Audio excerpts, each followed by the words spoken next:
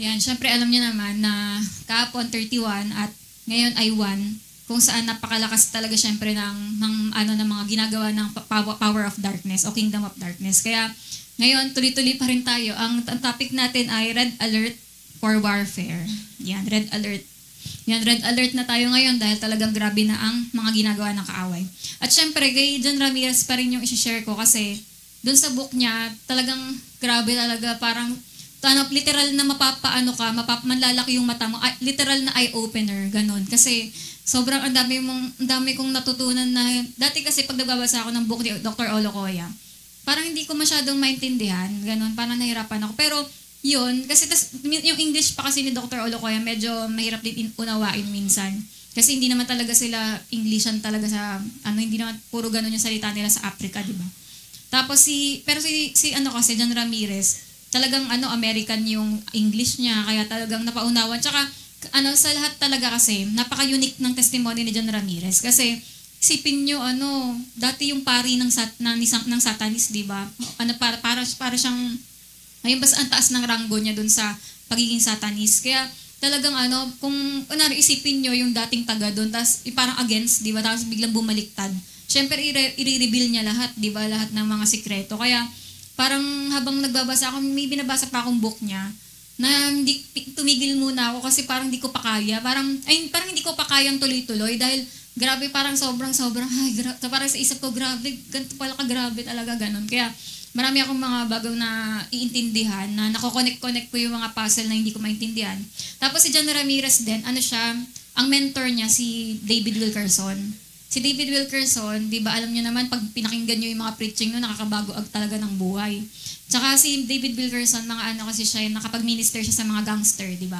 Kaya yun, basta naging mentor niya si David Wilkerson. Kaya talagang basta marami rin siya talagang mga natutunan. Kaya, tsaka sabi niya, miracle nga daw na natanggal siya dun sa pagiging witch niya o sa witchcraft. Kasi, di ba kapag nakisitan ka na, naglilingkod ka na kay Satan, bawal ka nang umalis. Pero siya, miracle na nakaalis siya doon, 'di ba? Kaya sobrang thankful talaga siya sa biyaya ng Diyos sa buhay niya. Kaya ito sabi ni kaya itong i-share kong red alert for warfare. 1 chapter lang to ng book niya. Yan, at may connection kasi ngayon sa panahon natin ngayon. Sabi niya, in the 25 years I served the dark side. 25 years siya, isipin niyo na naglilingkod kay Satan. Pero 'di ba bigla siyang bumaliktad kasi naligtas siya ng Panginoon. Ayan, we had a strategy and militant game plan to take over neighborhoods and regions. Na sila daw, may tinuturo sa kanilang plano kung paano makukuha yung teritoryo ng halimbawa, itong barangay na to, itong city na to, parang gano'n, o itong village na to. May mga kanya-kanyang mga places na inuutos sa kanila si Satan na kailangan makuha nila yon, yung teritoryo na yon. Kasi sabi, because if you can take over these territories, kapag nakuha daw nila yung teritoryo na yon, pati daw yung mga churches na nandoon sa teritoryo na yon, ay mapaparalyze daw nila. Kaya ganun sabi niya, at most daw ng mga ginagawa nila, most of our work was done during the night. Tuwing gabi talaga sila busy. Gaya ng sinasabi, tinuturo ko na sa inyo to dati pa, di ba? Pero ito, mismong talagang witch na to, na yung nagpapatotoo kung gaano katotoo talaga yung mga turo nila Dr. Olocoya, di ba? Kasi kay Dr. Olocoya kasi sa Africa, syempre sa Nigeria, panay witch talaga doon. Kaya naman ganun talaga mga turo nila. Pero itong isang sample, di ba, na siya mismo nakaranas. At paggabi daw talaga, busy. Kaya di ba pag tatanungin mo, bakit may OPM tayo? Kasi sa OPM, doon talaga yung nagpupuyat tayo para manalangin. Dahil alam natin na doon sa mga time na yon, pinaka-busy yung kaaway gumawa ng mga kung ano-anong mga itatanim niya, mga curses, mga masasamang bagay. Pero doon sa tuwing nagpupuyat tayo sa panalangin, na-uproot natin lahat ng mga tinatanim niyang masama, hindi nangyayari. Dahil may kumukontra tayo, kinukontra natin yung mga masama na yon. At sabi niya nga, when Christians were sleeping, di ba kapag tulog daw yung mga Kristiyano, kasi pag tulog yung mga Kristiyano, hindi natin mahadlangan yung mga nila ginagawa nila. Kaya sa gabi, busy talaga ang mga gawa ng kaaway, di ba? O yung mga satanic agent, di ba, kagaya niya dati. At yun nga, di ba, pag ganitong mga special na OPM talaga, nagpupunta talaga tayo dapat kasi alam natin once a month na nga lang natin ginagawa, di ba, na sama-sama tayo dito. Kaya dapat talaga nagpa-participate tayo kasi powerful, di ba, yung nangyayari sa church kapag nagpe-pray tayo ng ganitong mga oras. Kaya sabi niya, it's time to wake up and take over what the devil has stolen from us. Diba? Kaya kung ano yung mga ninakaw ng demonyo, time na para gumising tayo at bawiin natin yung neighborhoods natin, kung yung community. Diba halimbawa sa mga nakatira dito sa may, ano ba yung bahay? Magdaong yung sa inyo, Raylin? Promise Land. Diba sa yung lugar na yun, diba?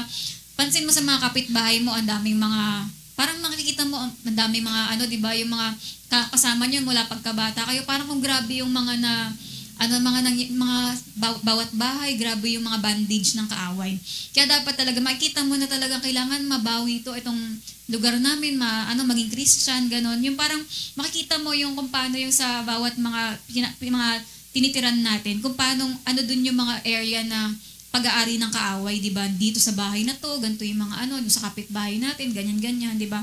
Ang daming ginagawa ng kaaway sa ngayon. Kaya, it's time na bawiin natin yung neighborhood natin. Dati yung MNHS, di ba? Parang dati hindi ganun kalubha yung mga yung mga batas, 'di ba? Ngayon makikita mo na nakaka-shock yung mga lalo pa lang sa mga uniform, pwede magpalda ang lalaki, 'di ba? Mga ganun. Kaya parang kailangan ibawiin natin yung mga para talaga sa Panginoon. Yan, at lalo na kung saan ka nakatira. Sabi nga, we need to take back these regions from diabolical witches and warlocks that are operating under the radar. Yan, sabi nga, everything starts in the spirit realm before you see it manifest in the natural. Tandaan niyo na, everything starts in the spirit realm but before you see it manifest in the natural. Lahat ng nakikita niyo ngayon physically, meron munang nauna muna sa sa spirit realm. Halimbawa, bago natin nakita na nagkaroon ng revival sa church, meron muna nag-pray doon. May mga nag-take time para manalangin na, Lord, magbalik po ang church sa prayer, Lord. Ibalik niyo po yung puso namin sa iyo. May mga taong naglaan ng oras para talagang manalangin ng manalangin. Lord, iligtas niyo po ang MNH. Halimbawa, nag-evangelize tayo, Holy Bible Day. Bago may mapanalunan ng talagang mga estudyante o mga kaluluwa doon, meron talagang nagbabad sa panalangin para may mapanalunan. Ibig sabihin, parang kaya naging, sa physical, nakita nating naging matagumpay. Kasi merong sa spirit realm, may mga nagtanim na doon, Lord, tulungan niyo po na maging ganito. Halimbawa, sa pamilya mo, bakit ngayon naligtas yung pamilya mo, bakit biglang sumagana kayo, pinagpala na kayo ng Panginoon? Kasi dahil yan bunga yan ng pananalangin mo na nagtanim ka sa spirit realm, nagpray na, Lord, mawala na po yung mga bandage, mga curses sa pamilya namin, maging masaya na po kami, magmahala na kami. Yan, dahil yun sa pagtatanim natin in the spirit. Kaya, magmamanifest yun in the natural kapag yun, na ipag-pray na natin. Kagaya nga rin dito, halimbawa, ganun din sa masasama. Bakit nagkakaroon ng mga riot, halimbawa? Sabi nga nyo, ba't nagkakaroon ng mga riot, yung mga gulo, yung mga gangster, mga nag-aaway-away, sa mga may mga pagsusunog ng mga kotse, ng babasag ng mga shop, ganon. Mga nagsisigawan, nagbubugbugan. Bakit nagkakaroon ng mga ganyang mga pagkakataon? Kasi may mga satanic agent na nagka-curse ng mga places. Kunwari, dito sa bayan to, magkakaroon ng saksakan, ganyan. Ganon yung ginagawa nila sa madaling araw o sa gabi hanggang madaling araw na tanim sila ng tanim ng mga curses para parang magkaroon ng mga gantong kaguluhan o ng mga kasamaan. Kunwari, dadami dito o mga ganito, dadami ang ganyan, yung mga masasamang Kaya, di ba, ganun talaga kasi yung words, di ba, kaya yung sinasabi sa Bible na death and life are in the power of the tongue. Ganun din naman ginagawa nila yung mga nasa kingdom of darkness. Puro words din. Dito, magkakaroon ng maraming awayan dito. Sa pamilya na to, maghihiwalay itong mag-asawa na to. Mga ganun. Kaya, parang mga ganun. Pero sa atin, di ba, tinatanggal natin yung mga ganun kasi kiniklaim natin yung promise ng Panginoon. Parang sa faith confession. Kaya napakahalaga talaga ng faith declaration. Kaya sabi nga, how we combat this in the spirit realm as believers is, as soon as we see something like this manifest, we dismantle through prayer and fasting. Kaya, pag may nakikita tayong mga masamang pangyayari, parang grabe na to, hindi tama to, hindi dapat ganito. Parang hindi to matuwid, parang hindi nakakalugod sa Diyos to. Ang ginagawa natin, pinagpe-pray natin, prayer and fasting, dinidismantle mo. Alam mo ba, yung nilagay doon ng kaaway, tinatanggal mo siya.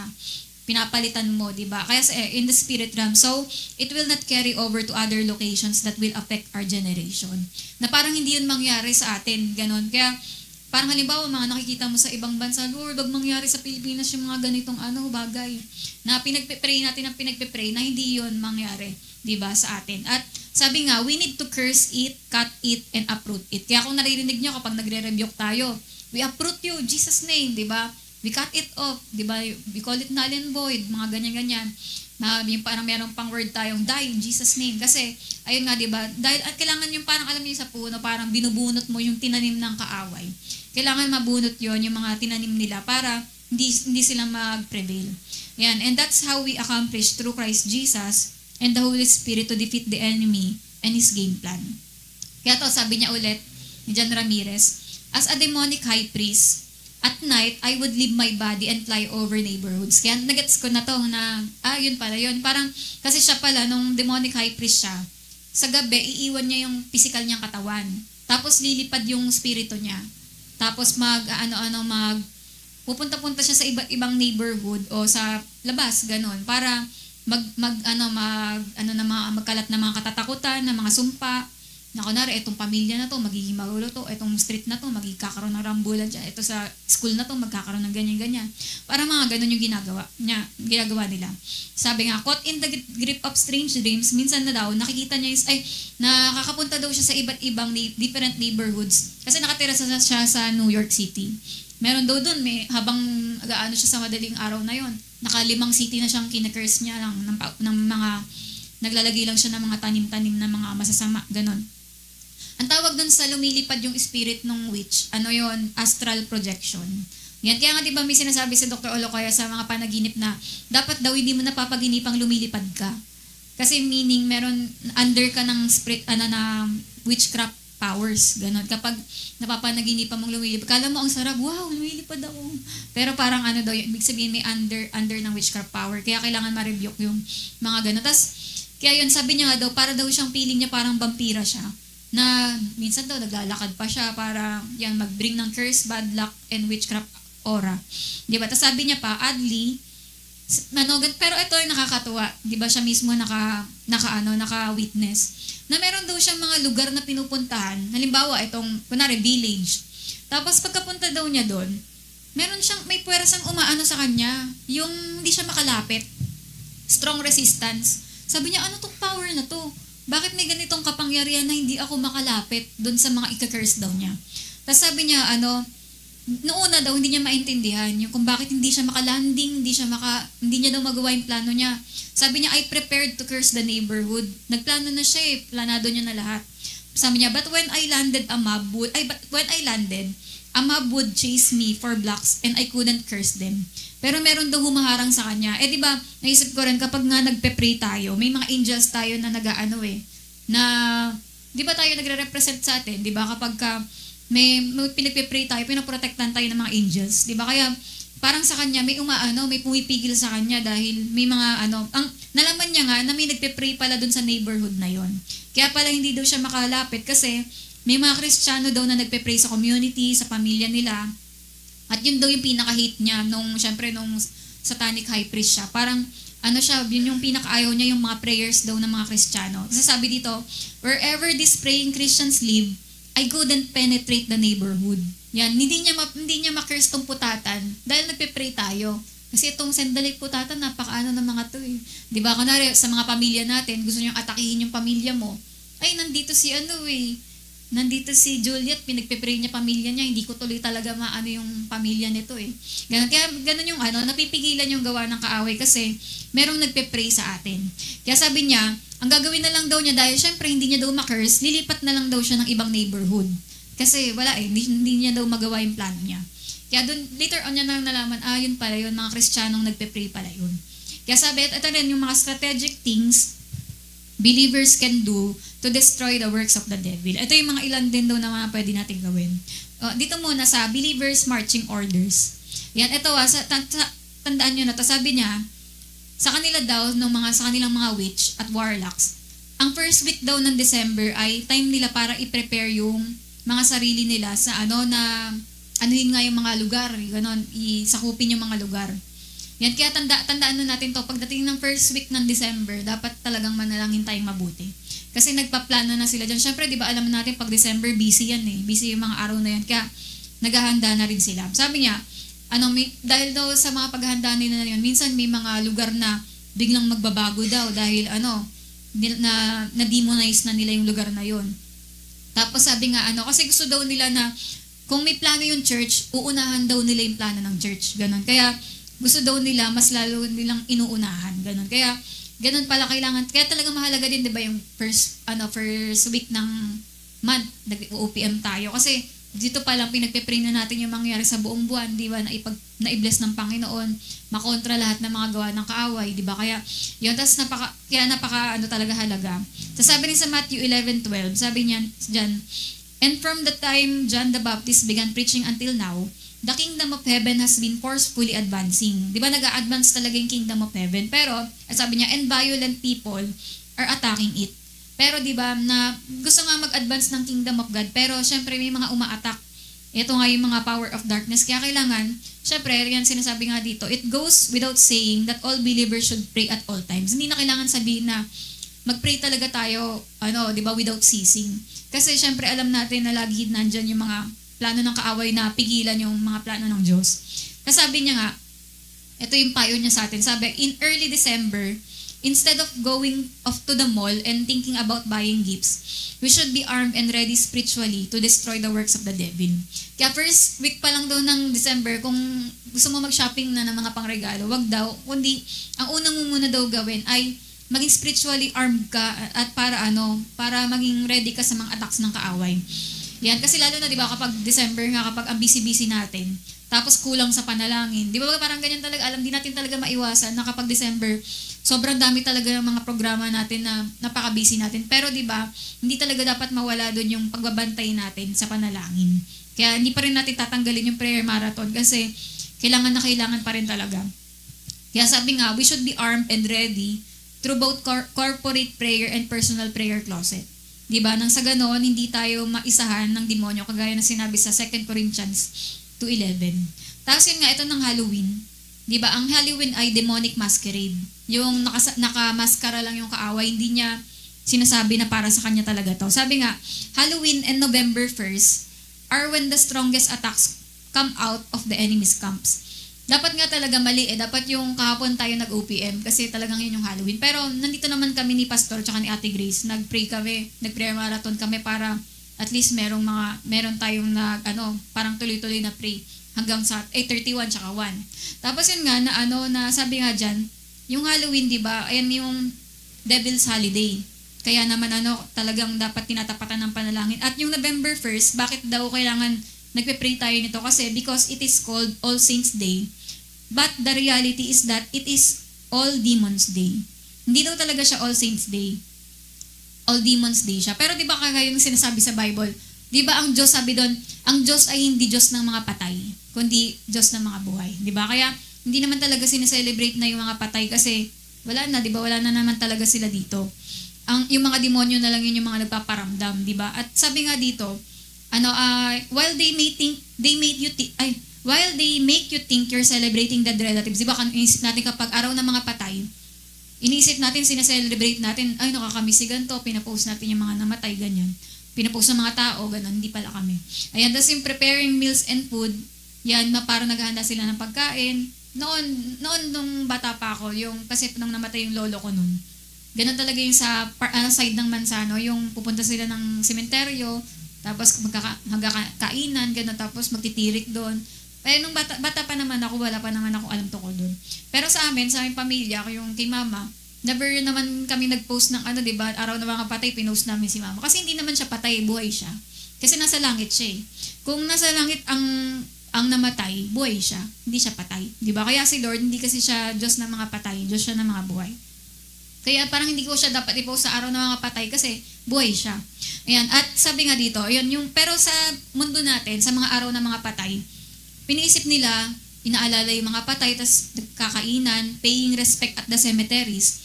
But the reality is that you're doing it all to demons. Si John Ramirez nagsabi yan. Sabi niya, for 25 years, those were my practices. Diba? Alam na alam niya yon na hindi talaga para doon sa patay, kundi para sa mga demonyo ginagawa.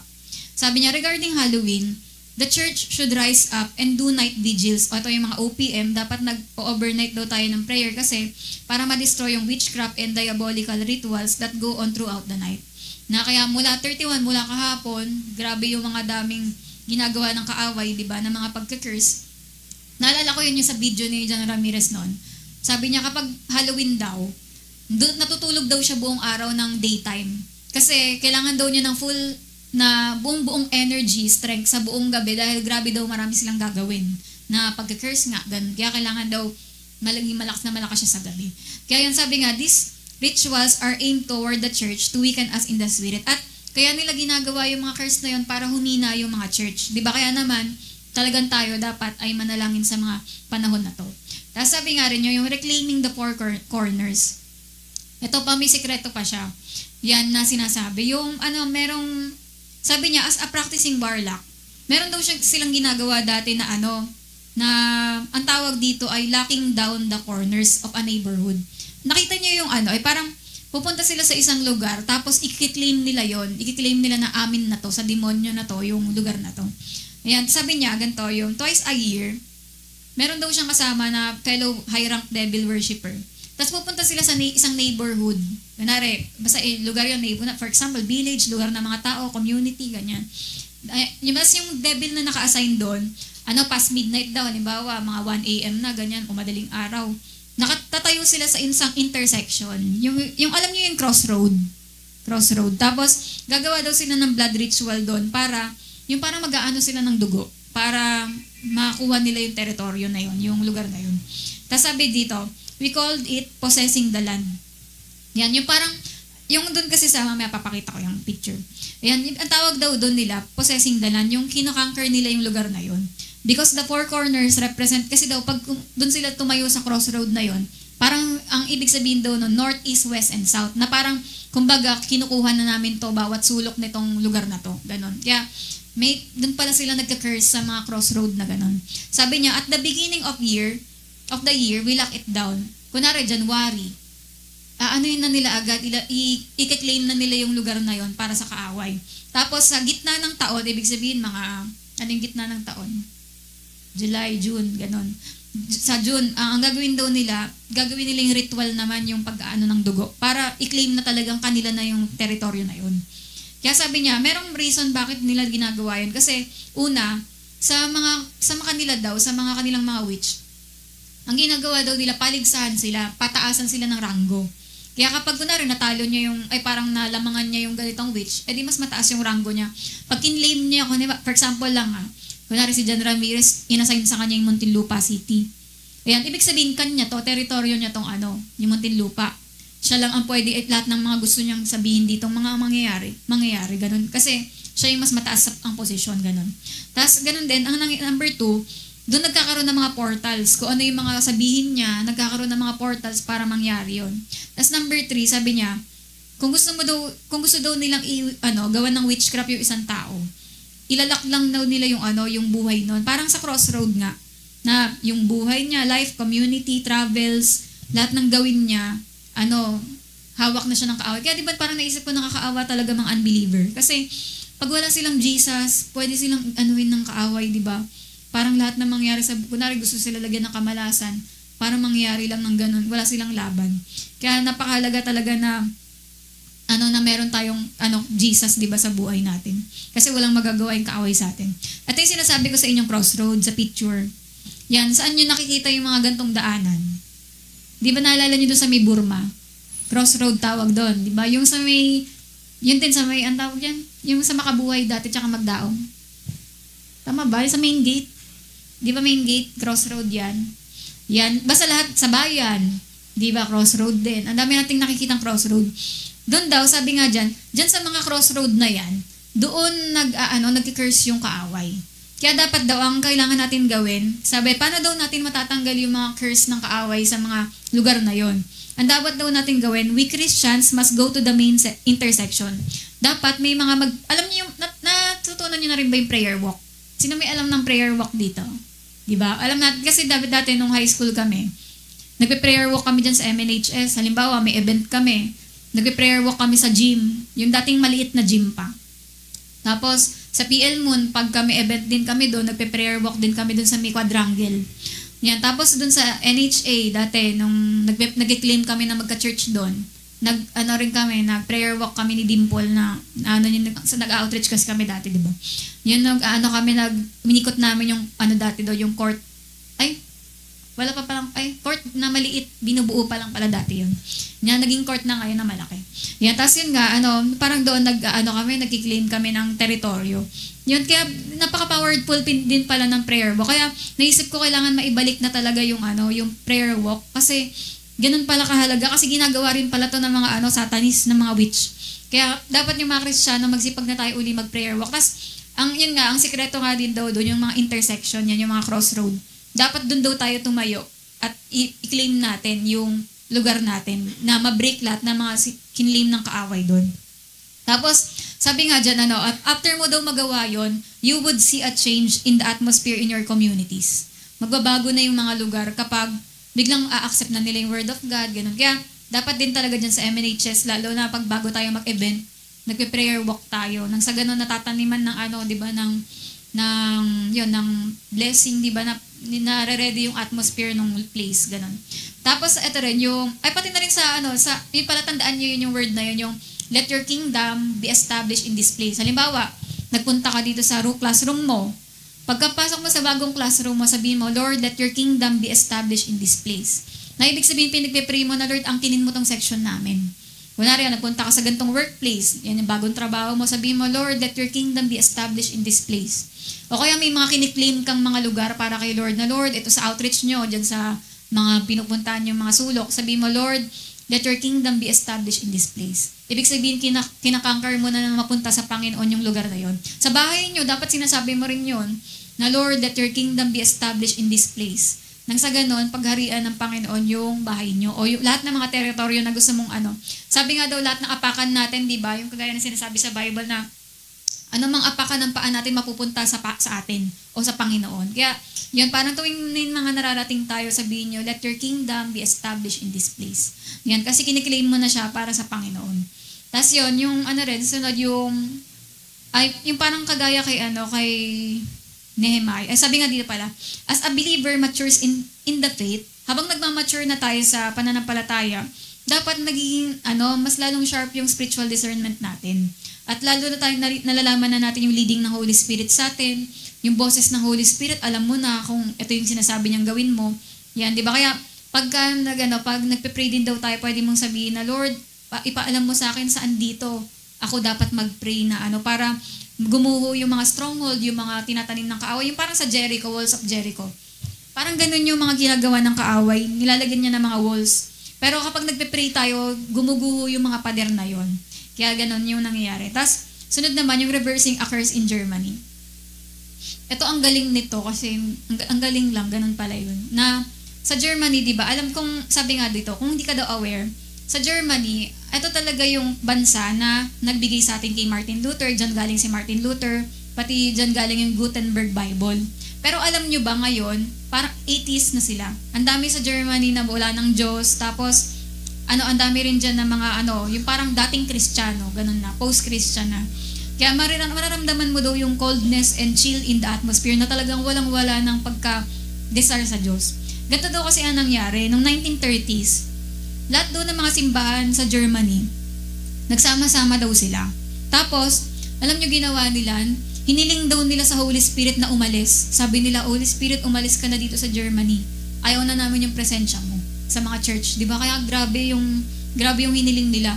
Tapos, syempre, umalis yung Holy Spirit dahil ganun yung sinabi nila. Tapos, alam nyo ang nangyari, this tragic decision gave the devil opportunity to usher in Hitler and his death regime. Biglang, after nilang sabihin yun, dumating na si Hitler. Diba? Alam nyo naman kung gaano kasama to si Hitler. At pumatay siya ng 6 million na Jews. Diba? At lahat din ng mga 3,000 na evangelical Christians na nag-stand sa mga Hudyo. Diba? Yung mga tinago sila, kinampihan sila, patay din sila lahat. Kaya parang grabe, after nilang paalisin yung Holy Spirit sa kanila, doon pala lumabas si Hitler. Tapos kasi na-invite si John Ramirez dyan sa Germany kasi pinag-share siya. Nasa airplane pa nga lang daw siya, nararamdaman niya na yung malakas na attack ng kaaway. Tapos nung last day daw niya doon sa Germany, in-invite siya ng pastor doon na umakyat daw sila sa pinakamataas na bundok ng Germany. Kasi doon daw sa pinakamataas na bundok na yon, doon daw tumungtong si Hitler tsaka yung mga generals nila noon na kinurse nila yung buong Germany. Ang dami nilang sumpa na ginawa sa bansa na yon Kaya sabi niya, akyat tayo doon sa bundok na yon para baliktarin natin yung mga sumpa na ginawa nila sa Germany.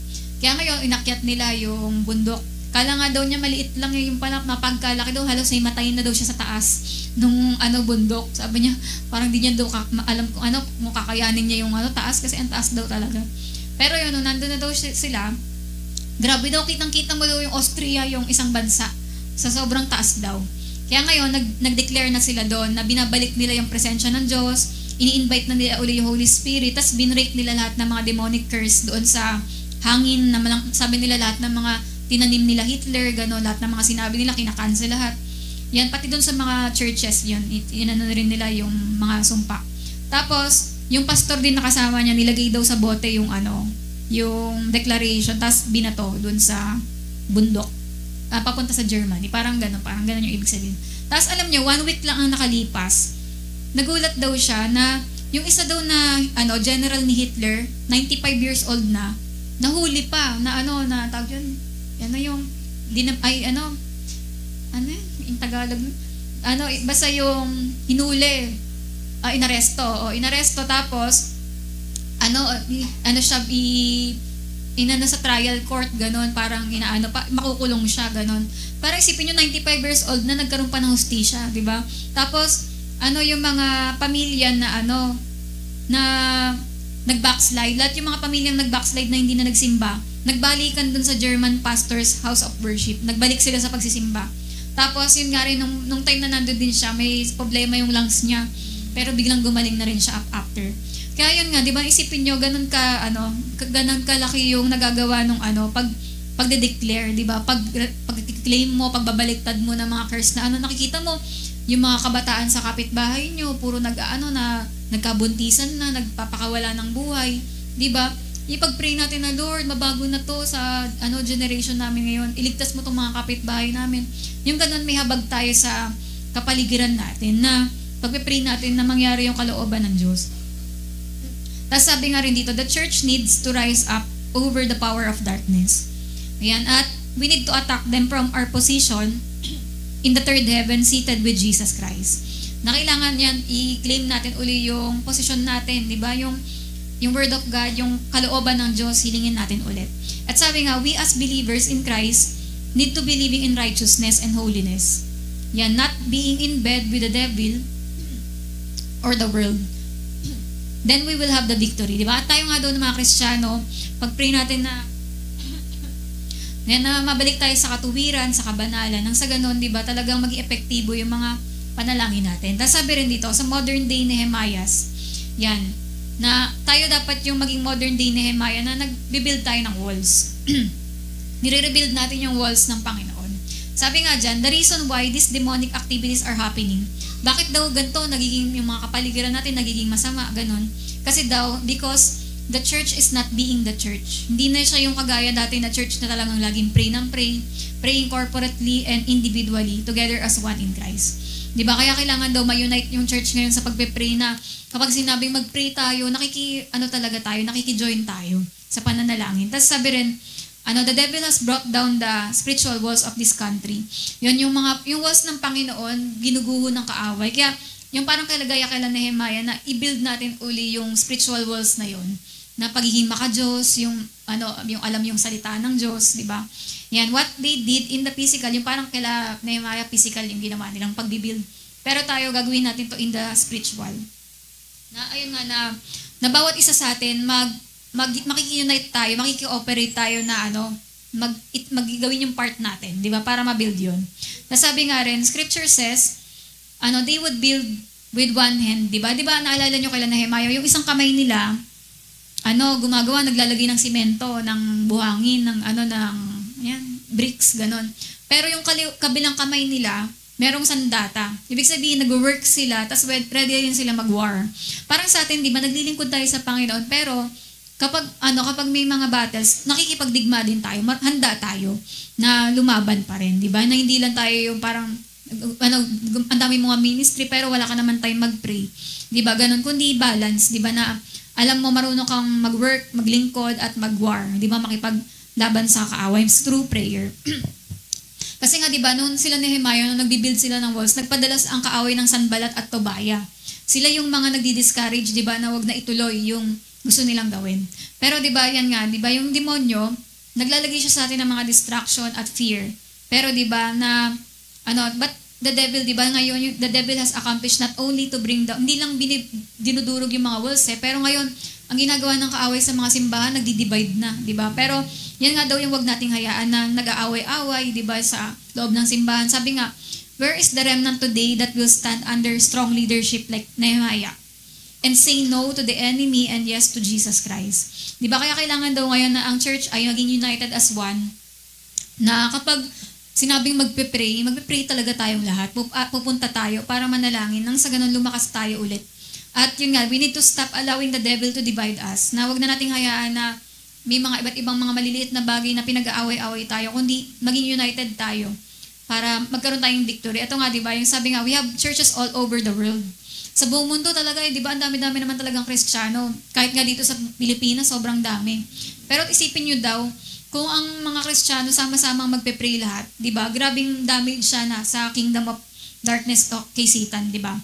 Pero yun nga, di ba, kailangan talaga na mabalik ang mga Kristiyano sa pagpe-pray muli. Na maalalang, oo nga pala, nasa battle tayo. At sabi ulit ni John Ramirez, sabi niya, I remember when I was a warlock in the demon world. Yan, meron daw silang meeting once a year. At ang ginagawa nila doon, na sa meeting na yon, pag meetingan daw nila kung paano nila i-attack, i-dismantle, ipaparalyze lahat ng mga mabubuting bagay na nag-o-oppose sa evil. Kaya sabi niya, we would destroy anything that was ready to give birth spiritually.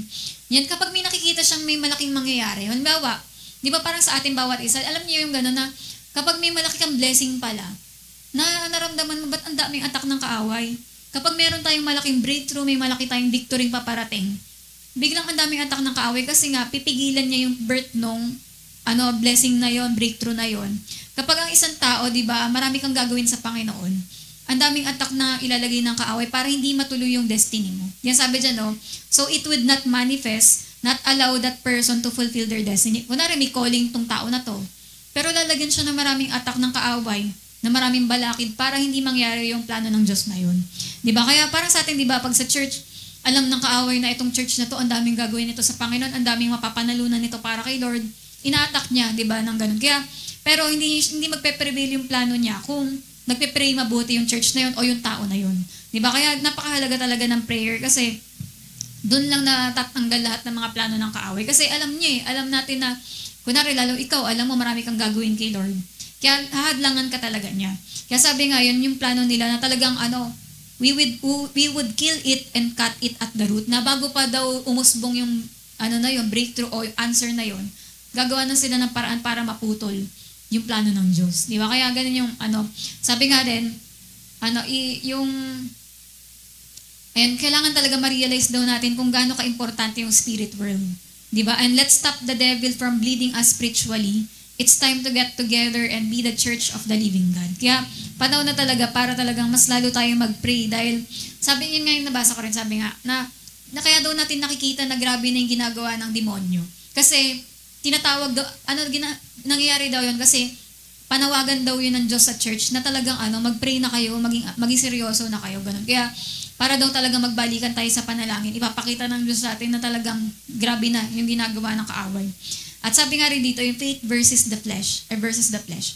Sabi nga, pagka yung church daw, ginawa lang daw natin to sa yung fallen man nature, yung parang sa sarili lang natin na paraan. Tapos yung hindi pa daw tayo namumuhay sa kabanalan, ganun. Hindi talaga tayo e-epekto sa that will never work. Di ba kasi yung kagaya sinasabi sa 2 Timothy 3:5 na having a form of godliness but denying the power thereof. Na kailangan talaga yung mamuhay na rin tayo talaga hindi sa flesh, di ba, yung mga hilig ng flesh ng mga kasalanan, ganun, kundi magkaroon na daw talaga tayo ng yung mabuhay tayo sa faith. Di ba sabi nga daw, they defeated the kingdom of darkness with just one thing. Yung mga nasa Hebrews 11, di ba yung mga Bible characters na mga nasa Hall of Faith, di ba? Bakit sila na nagtagumpay? Kasi meron silang faith sa Panginoon.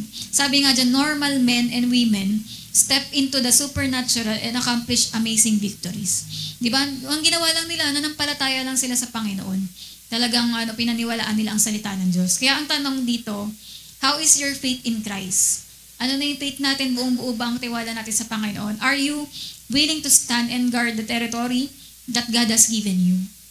Na seryoso ka ba na yung pinagkatiwala sa'yo ng Panginoong teritoryo, pahahalagaan mo, ipaglalaban mo talaga? Yan, sabi nga, territory is so important to the devil. Pwede yung territory na yun, pamilya mo, mga neighborhood mo, career, ministry, or even geographical region. Di ba? Para kung mahalaga sa atin yung mga bagay na yan, talagang ipapanalangin natin, hindi natin nahayaan na manakaw lang ng kaaway. Kaya sabi nga rito, may isang proof nga daw siya na mahalaga talaga sa demonyo yung territory. Yung, alam niyo yung sa Luke 8:26 to 39, yung demonyo, di ba, lumipat dun sa mga baboy. Sabi niya, the demons didn't really care whether they were in the man or the pigs. Wala naman daw paki talaga yung demonyo kung nandun siya sa tao o sa baboy. Pero, ang concern niya doon, ayaw niyang mawalan ng teritoryo, parang ayaw niyang palayasin lang siya. Kasi, mawawalan daw siya ng rank, tsaka ng authority, tsaka mission galing kay Satan. Kaya, nagmamakaawa siya kay Jesus, di ba, na wag daw siyang paalisin. Kasi, mahalaga sa kanila yung teritoryo.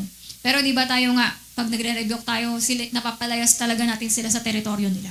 Tapos sabi rin dito, yung sa kay Jonathan naman, tsaka yung dun sa armor bearer niya sa 1 Samuel 14:13 to 15. Di ba yung parang habang nagaano sila, Jonathan, naglalakad sila, nakakonquer na nila, napapasok na nila yung teritoryo ng mga Philistines.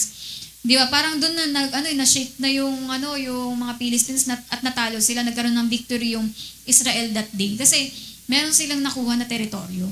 Kaya ganun kahalaga yung parang mapaalis natin sila sa mga teritoryo nila. At tayo yung mag-claim ng teritoryo para sa Panginoon.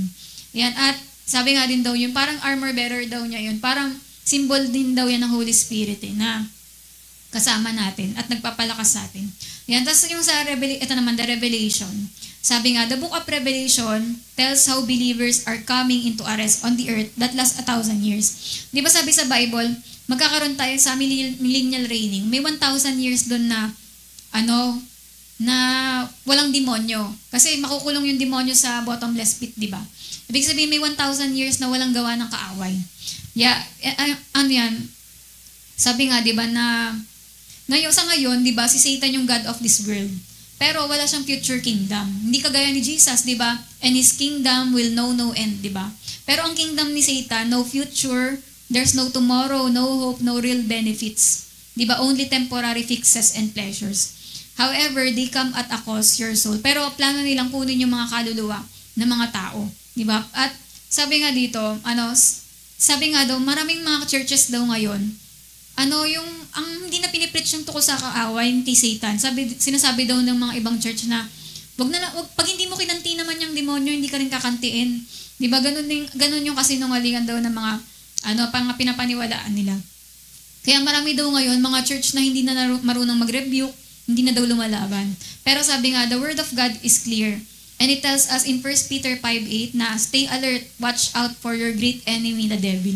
Kaya pero sinasabi ng Bible sa atin, watch and pray, di ba? Kasi lagi pa rin nandyan yung kaaway nag-aantay, kung kailan aatake. Kaya sabi nga, believers, especially leaders, are saying that the kingdom of darkness is defeated. Oo, di ba talo na sila? Pero, di ba, kasi nga dumating si Jesus. Pero hanggang ngayon, umaatak pa rin sila, di ba? Kaya nga maraming mga tao pa rin na may sakit ngayon, defeated, may mga generational curses, o may mga open doors sa kaaway, at may mga legal right yung demonyo sa kahit mga Kristiyano, di ba? Kasi nga, kailangan itong labanan. Hindi pwedeng, mo na yan, wag na tayong magganyan-ganyan, wag na natin pag-usapan yung demonyo.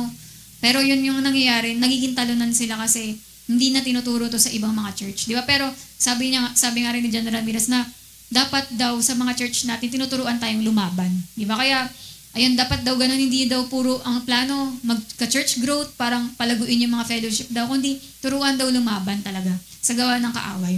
Kaya ito na yung sabi, may mga special ops daw within the church o special operation within the church. Ito yung goal natin na dapat magkaroon tayo dito sa church. Sabi nga, it's time to wake up and stop playing patty cake with the devil. We are called to destroy the works of darkness now. Kaya, ito daw yung tatlo na dapat ministry na meron tayo dito sa church. The church should be armed and dangerous. Dapat daw tayo yung armado, full armored of God. Suot-suot natin. Tapos, dangerous tayo, yung kinakatakutan tayo ng kaaway. Na parang grabe yung church na yan, mag-pray, grabe gumawa grabe manalangin yung mga Kristiyano na yan. Dapat parang ganun tayo, armed and dangerous tayo sa kanila. Yan, ito yung tatlo na yun, yung spiritual warfare ministries. Ibig sabihin, ito yung binding and loosing, yung parang winawasak ko lahat ng mga demonyo, pinapakawalan ko lahat ng mga pagpapala, ganun. Ayun yung binding and loosing. Tapos, intercessory ministries, ito naman yung talagang ang haba ng mga prayer list, pinagpe-pray isa-isa, mga pangalan, mga ministry, mga taong ganito, mga gustong maligtas. Talagang intercessory, talagang ang dami niyang prayer list.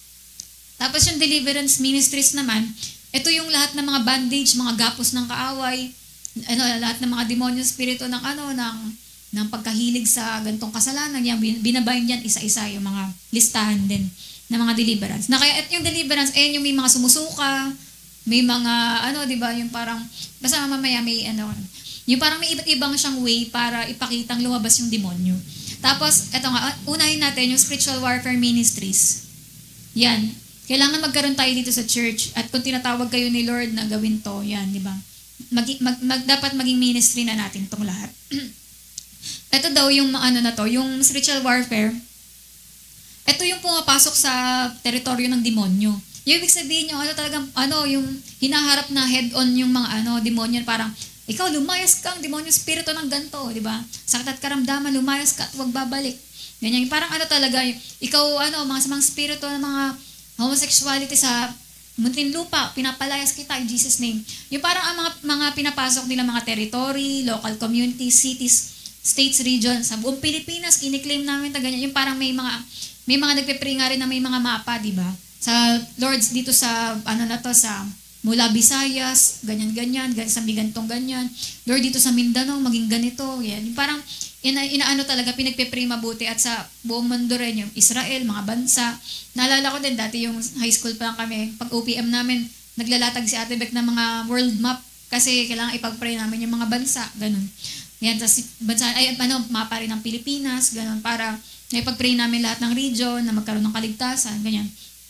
Yan, kaya talagang yung spiritual warfare, marami kang ibabind, marami kang ilulus, ganun. Tapos, intercessory ministries naman, ito naman pangalawa ay pinagpe-pray niya yung mga pastor, leaders, families, mga hindi paligtas.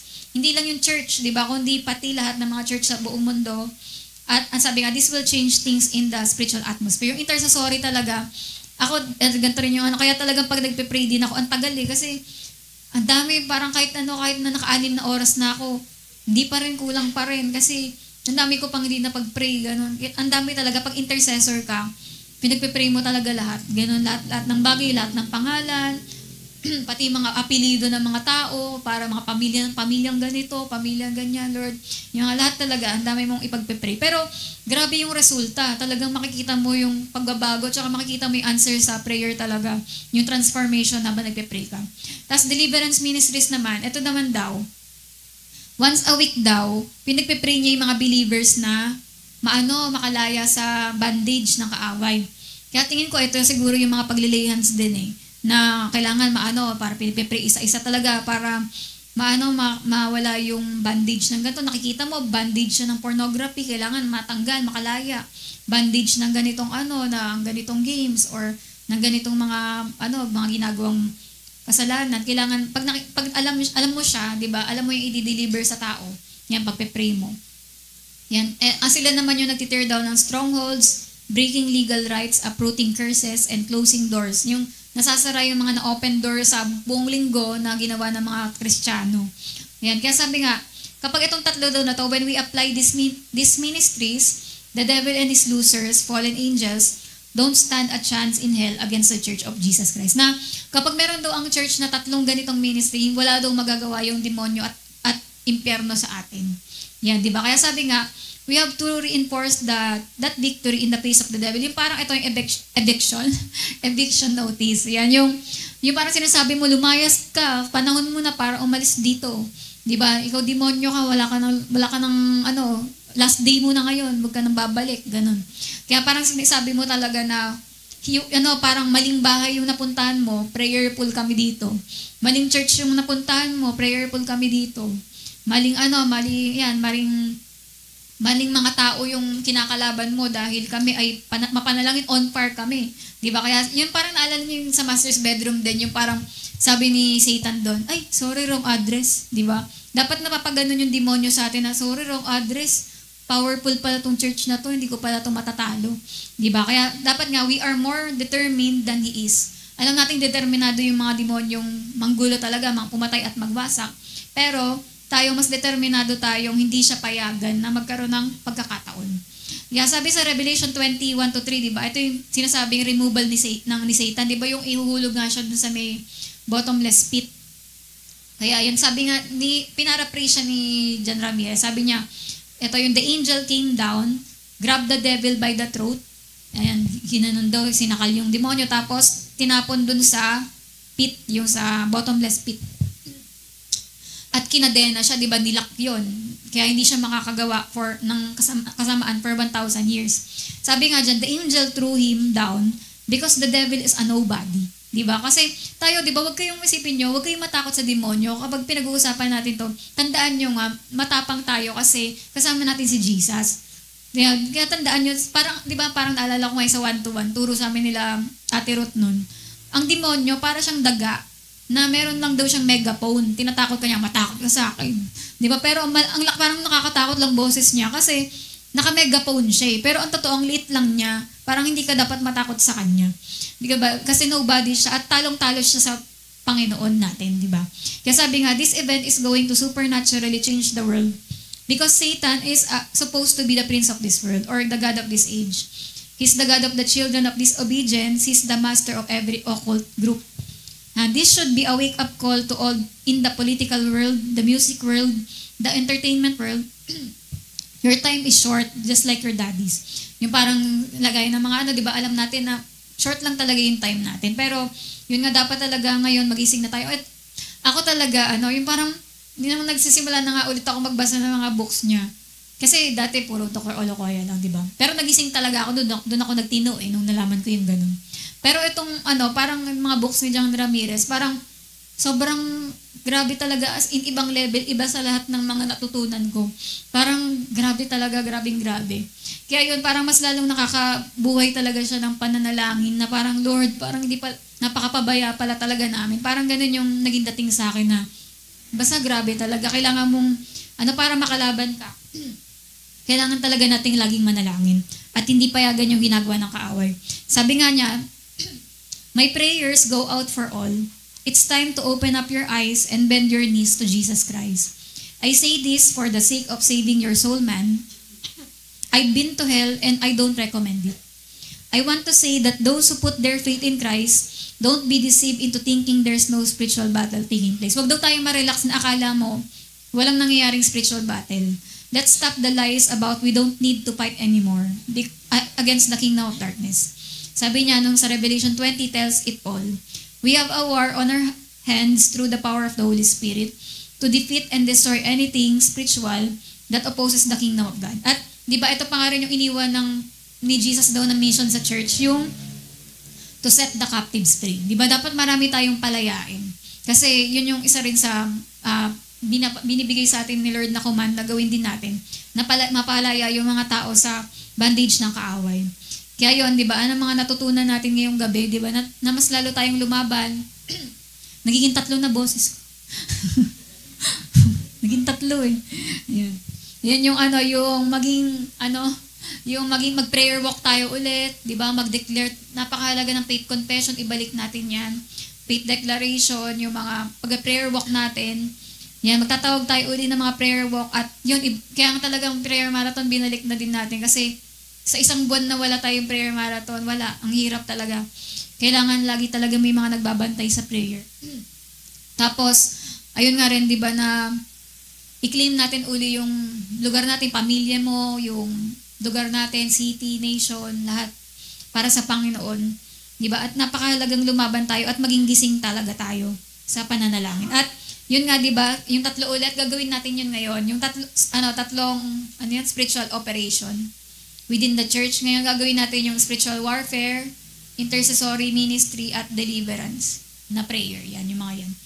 Ayan, ngayon,